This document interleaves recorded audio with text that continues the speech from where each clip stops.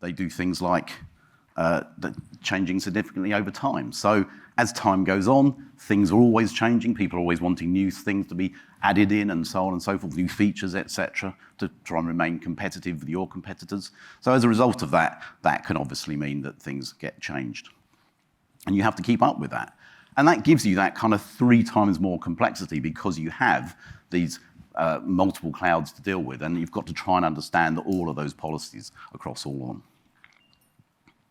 So if we take an example here, this is quite a trivial example of just how you might do it in, say, AWS in this example. So most customers have the concept of a root account. Most of the cloud vendors do it that way. They have a root account, and that root account is just base identities within the system.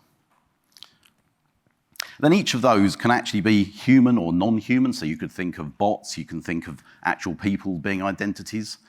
And then effectively what then happens is that each of those can have roles, they can have groups, and roles can be in groups, and there can be multiple roles in that group. So there's lots of different ways then of actually starting to split that up across there. And then we get to the concept of policies, which is where it starts to get slightly more complex because, again, they all do things slightly differently, and effectively those policies are a piece of JSON code in this case. So unless you're an expert in the AWS, in this case, identity access management, it's hard to understand what that policy might really mean. And what then happens is to try and understand, as we look at the objects here on the right, it's trying to understand what access does that actually give me as that person with that policy. Now, there could be multiple policies in there, and you have to start to apply and understand the context of all of those policies before you can really know what that access is.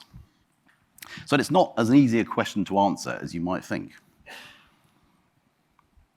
And I think what kind of exacerbates that as well is the time constraints. So everybody wants things done in a hurry. They all want things done yesterday. So as a result of that, again, you've got to really focus on those types of things happening. There's that constant change. There's always new things coming in to stay competitive, to try and win new customers, and so on and so forth. So that, again, is something that tends to exacerbate it further. And then also you've got to consider things like identity. So things like your join a move a leaver process, or I always like to think of it as the leaver is the very important piece there, because as someone leaves an organization, making sure you understand that that access gets taken away, particularly if they have sensitive systems there that they are accessing. But also what roles get granted. So when you're federating to AWS or GCP or Azure, understanding how that works as well is very, very important.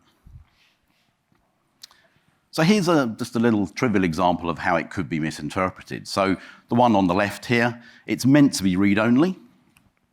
But what's actually happened is that someone has gone and given the ability to write to it. So people will say, oh, that's right, I've got a read-only policy here, I can use this.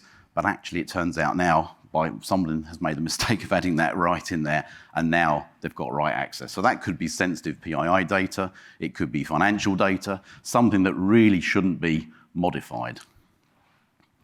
Then the one on the right here, again, this is meant to be like an internal, local, read-only policy. But again, what's going to happen is that someone has given that access to the world.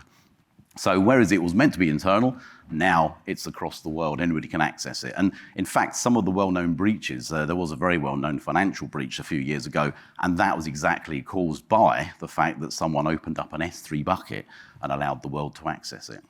So these are the types of things that can happen. And just a few statistics here to back this up. 20% of large organizations still take months to identify a breach has happened. And out of in 2021, there are 11 billion records exposed across just 7 actual data leaks. That's a huge number of records. And 30% of sort of human error config errors are still failure to configure cloud correctly. So cloud policies there can obviously cause a problem there. And again, when you're dealing with those 3 different cloud systems, they're all very good, but it's hard to keep track of which one's doing it which way. So what if that was your company? And what would that mean to your credibility and to your bottom line. And companies like LinkedIn, Facebook, they're huge, very prominent, they're often in the sort of public eye. We might tend to expect those kind of issues to happen with them. But then we look at something like Cognite. They're only 2,000 employees, and they lost 5 billion records. 5 billion records of user data were exposed. And what's also quite ironic is that they are actually a security and analytics company. So it's a little bit unfortunate, but it shows that small organizations can be affected just as well as large organizations. So now that I've shared with you the challenges of securing data in the public cloud, let me show you the kind of potential consequences of perhaps getting it wrong. It can lead to things like breaches, loss of data, exposing sensitive data, regulatory fines, and brand damage. And the effects can be far-reaching. So regulatory concerns cover pretty much all industries these days. I mean, from finance, healthcare, pharmaceuticals, right through to automotive and the oil and gas industry. And a multi-billion-dollar industry exists in actually ensuring those regulations are met. The things like regulatory inventories, monitoring identity governance and security. And some of the regulations range from financial, such as PCI DSS for credit card data, also the infamous GDPR, General Data Protection Regulation, and also healthcare, such as HIPAA. And each have their own requirements, and many can impose large fines for an organization if they don't meet those requirements. GDPR, for example, is 4% of an organization's worldwide turnover, or 20k euros, whichever is the larger. So that could be quite a significant amount of money for an organization if something does go wrong. Plus, you've got localized ones as well, like, say, the FSCA, the Financial Services Conduct Authority in the UK, for example.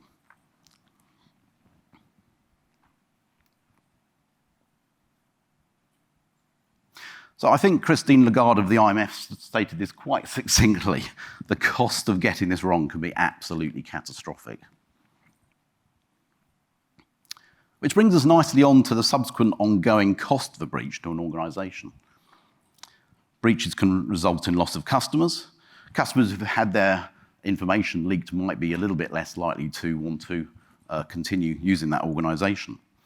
And so they're likely also to warn maybe friends and family against that organization because it's something that they're particularly concerned about.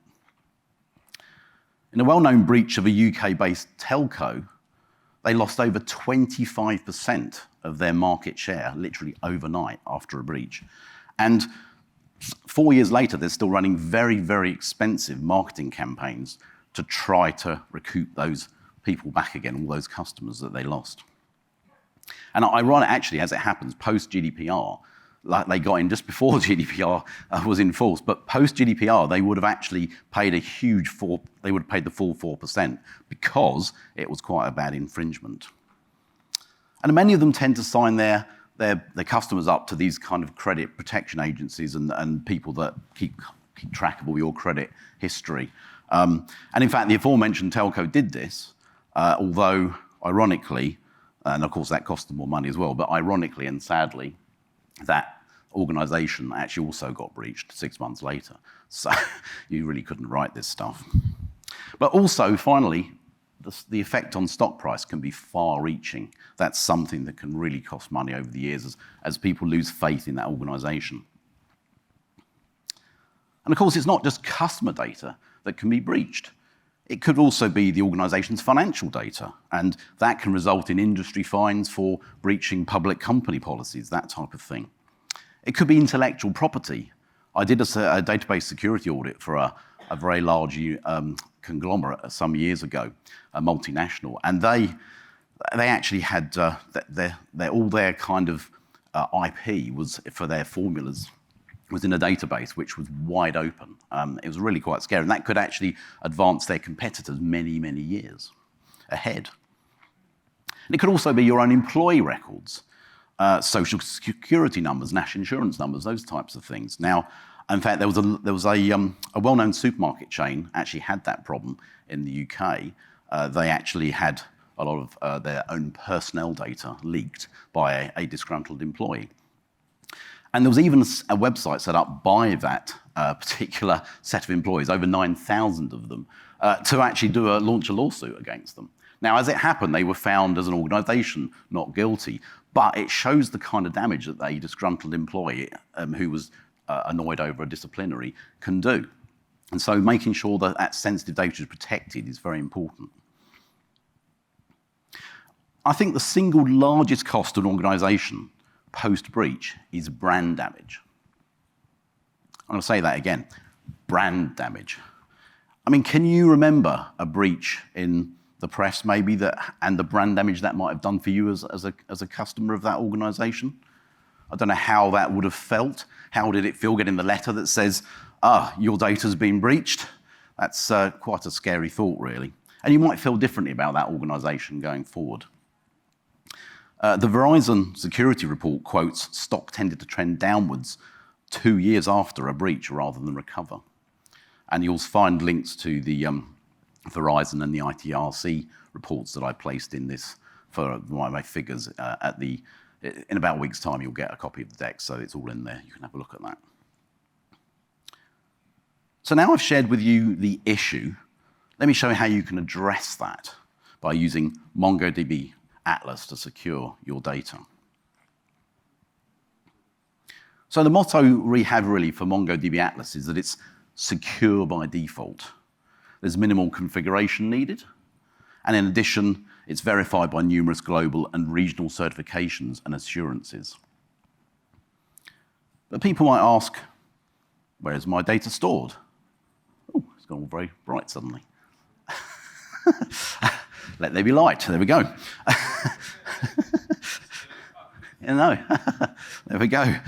Somebody trying to tell me something. Anyway, so where is my data stored? Well, you control data residency via regional selection. You also have a dedicated virtual private client set up for you by default as well. People will say, who has access to my data? Well, you control that via role-based access control. You restrict the network access via cloud hyperscaler, and so you can use the hyperscaler private links, that type of thing. And you've also got granular auditing to take care of what's happening on the database itself. You might also say, how do I know my data is safe? Well, it's always encrypted in transit and at rest. And also, I'm sure a lot of you saw the keynote yesterday from Mark Porter. I don't know if you might have also joined Cynthia and Ken's talk later, but effectively we announced queryable encryption as part of kind of our latest iteration of client-side field-level encryption yesterday. So that's something that's very, very exciting for us. And you can bring your own keys with AWS KMS, Azure Key Vault, or Google Cloud KMS. And as I mentioned, we have security assurance, things like ISO 27001, HIPAA, SOC 2, and so on. So Atlas can take care of securing that data for you, whereby all the complexity is removed, and it's exposed via a simple UI and API, allowing you to really focus on your day job and reduce that risk. So I wanted to show you a brief demo now of just how you can use MongoDB Atlas to secure your data very, very easily. So here we are at the Atlas console. And effectively, what happens first of all, I can go ahead and create myself a new cluster. I have the choice here of dedicated. I have the choice here of shared, which obviously I wouldn't recommend for production use. And I've also got serverless as well, which was mentioned yesterday. I've got the choice now of cloud providers. I can use AWS, I can use GCP, I can use Azure. I'm going to select GCP in this case. And I can go ahead now and I can actually take a look and say, right, I want to also maybe use multi-cloud. Multi-cloud means I've got the ability then to put things in different places, make sure I've got perhaps data sovereignty, make sure I can take care of the data sovereignty types of issues there. So I've got options for that, for electable nodes, read-only nodes. So let's put one here in North Virginia, for example. And then obviously once I've decided what to do and how to configure all that, I can then go ahead and I can give this cluster, I can actually go ahead and choose which particular sort of size of cluster I want. The M30 is the default here. And that's pretty consistent across all the different cloud hyperscalers. We have a similar shape for each. And then I just give it a name. So let's call it MongoDB World, or Mongo World in this case. And I can go ahead and then create that cluster. Now, obviously, that takes a few minutes. So as they say in all the video game adverts, sequences have been shortened. But effectively now, what's going to happen, I've now created that cluster, and effectively, the next thing I can do is go ahead and start browsing my collections. Now, obviously, right now, I've not created anything. So first of all, but anything I do create now will go in there, it will be automatically encrypted at rest. It'll be encrypted in transit, in TLS, and also any backups that I'm taking automatically will also be encrypted as well. So what I can then do is go ahead and add my first database. So let's call it mortgage. So let's have a mortgage database. And we'll call the collection loans. There we go. Go ahead and create that. So now that's created, that is automatically encrypted on disk, at rest, and also with TLS as well. And as soon as I decide to then go ahead and insert a document, again, maybe as it's a mortgage database, let's call it loan type, for example. And then I'll maybe use a repayment mortgage as an example within there. So I'll go ahead and do that, and click on that, and then I'll go ahead. And once that's created again, that's automatically encrypted at rest, and also in transit using TLS. So now that I've done that, the next thing I can start to look at is database access. So let me take a look, for example, I can just go ahead and create a new user. And in there, I've got the option to use a password to protect it. I could also use a certificate, an X509 certificate. And on top of that, I also have the option of using something like AWS IAM as well. So I can use that to federate into the Atlas console. You can also use your existing single sign-on to federate into the Atlas console as well. And something also that we didn't announce yesterday, but it has been released and launched at Mongo World, is the ability to use GitHub SSOs. So obviously, as developers, you're probably spending a lot of time in GitHub. So it means you can go ahead and federate straight in to Atlas from your GitHub single sign-on as well. So that's nice new feature we've launched there. Very exciting. So the next thing we can do, having set up that, is look at the network access. So from a network access perspective, you've got the option of IP address whitelisting. We've also got the option of then doing VPC peering. So I will obviously have the ability there to create that VPC. You've already got the VPC built for you out of the box by Atlas. So I can create that peer to peer across to maybe on my applications in AWS or Azure or Google Cloud. I can go ahead and federate into that, and I'm away. Sorry, not federate, put my teeth in. VPC peer it so I can connect between the two there. So that's one thing I can do there. And I've also got the option of using a private endpoint as well, which, and I've done this myself, it's very easy to do. The documentation walks you through it. You just put in the appropriate credentials and it's ready to go. So very, very straightforward. And again, you've got the choice of all the main hyperscalers there. So once we've done that, we could start taking a look at maybe the advanced. So in advanced here, we have LDAP authentication. We also have LDAP authorization as well. So you can use that obviously for your role-based access control. And then we've got the ability to use that encryption at rest. So because that's encrypted at rest for you, you can now bring your own keys to that so that only you own the keys to that kingdom effectively. You've also got database auditing, so you can get a granular view of what's happening on the database. And you've also got the ability to set up those certificates there as well. And if I decide to go ahead and set this up, I can then obviously click on the link in the documentation there, and that will take me straight to our documentation on how to do it. Again, very, very easy to do. I've done this for demos myself, and very easy to set up, and it'll walk you through it again through the documentation. So having done that, once I've decided I'm going to go ahead and enable that, I will pop that there, and I will go and have a look. I've got obviously, again, AWS KMS, Google Key Vault, and Azure Key Vault and Google Cloud KMS. Go ahead and I can use those credentials. And when I click on that next link to take a look at that, that will take me to, let's have a look, for example, at the Google documentation there. It takes me out to that documentation. Again, very, very simple to set up, very straightforward to configure that. And having done that now, I can go ahead and edit that cluster that I looked at earlier. So I created the cluster and edit that configuration. And what I didn't show you earlier was the advanced settings. And we have a number of things in there, including backups. But the main thing here I wanted to show is the fact that I can now go ahead, having brought my own keys in to Atlas, I can actually now go ahead and enable that. So I've got Google Cloud KMS that I set up earlier. Go ahead, pop that in there, and obviously you've still got the choice of the other ones if you need to use those.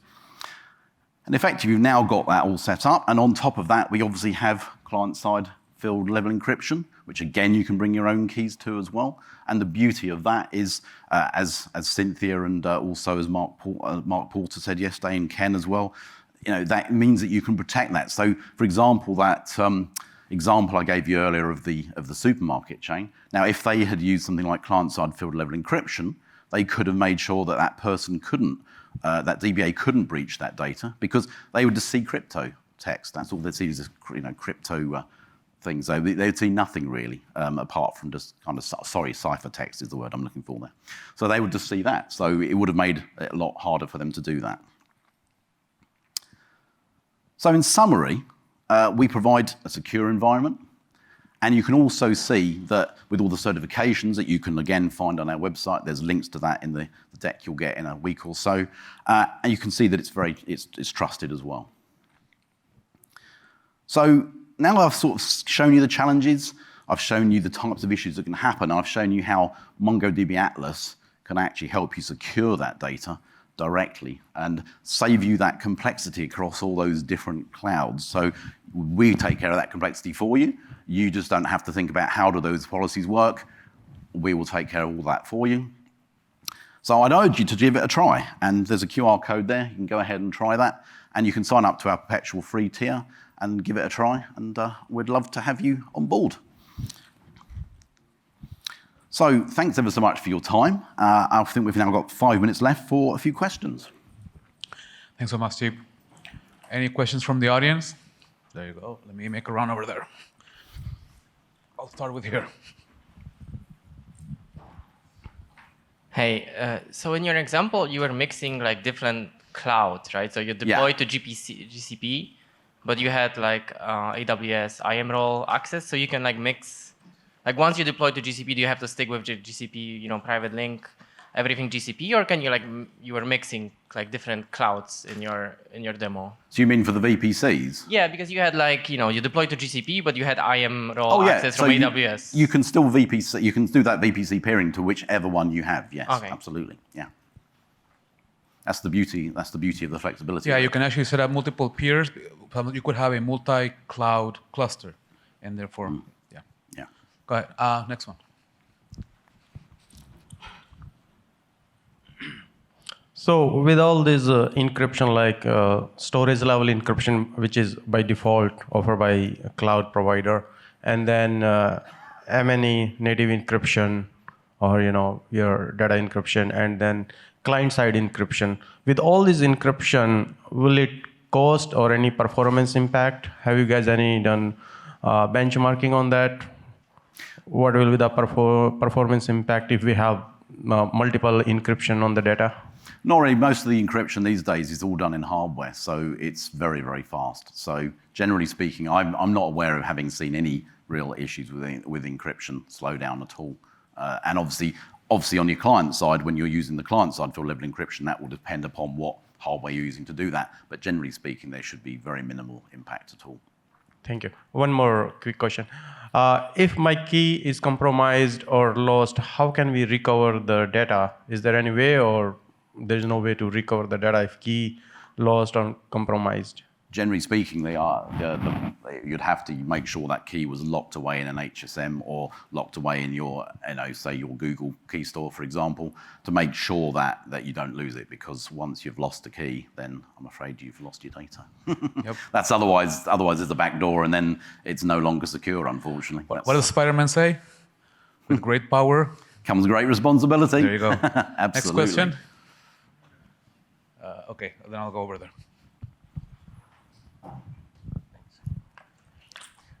In the event of some kind of incident, let's say it was a targeted attack, what would be the response from the MongoDB Atlas team to sort of assist with incident response and recovering?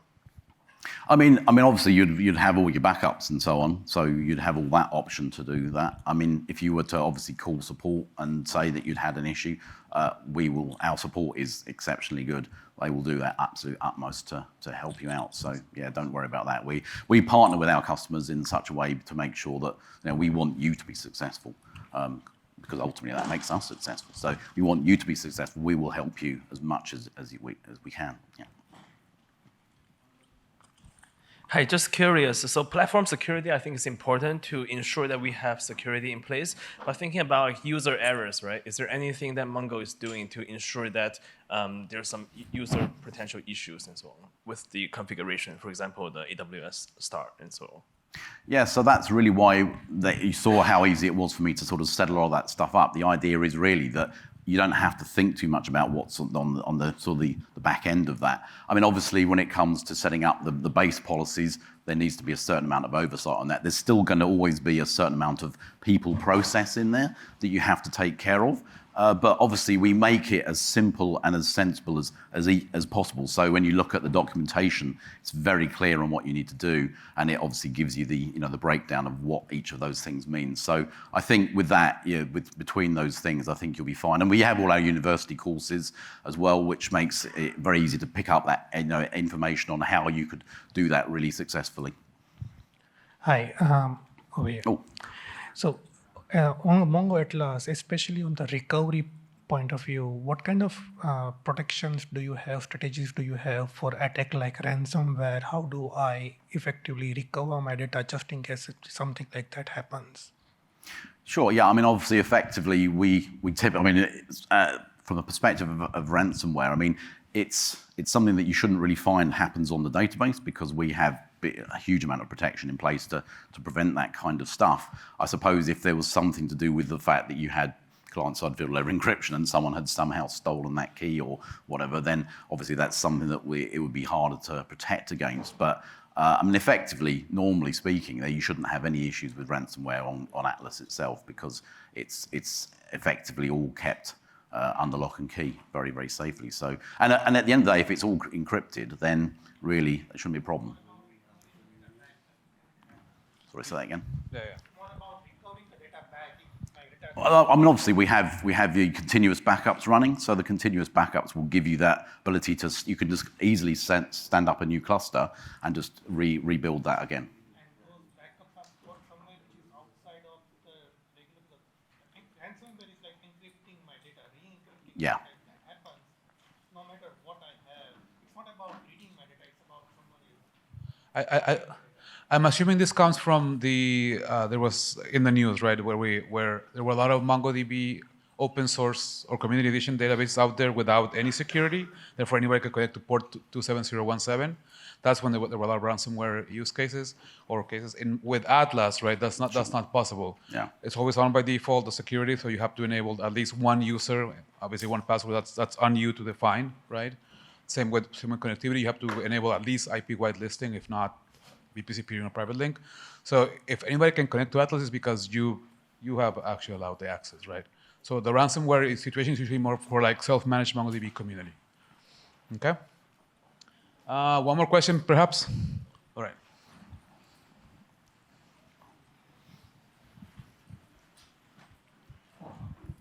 right. Thank you.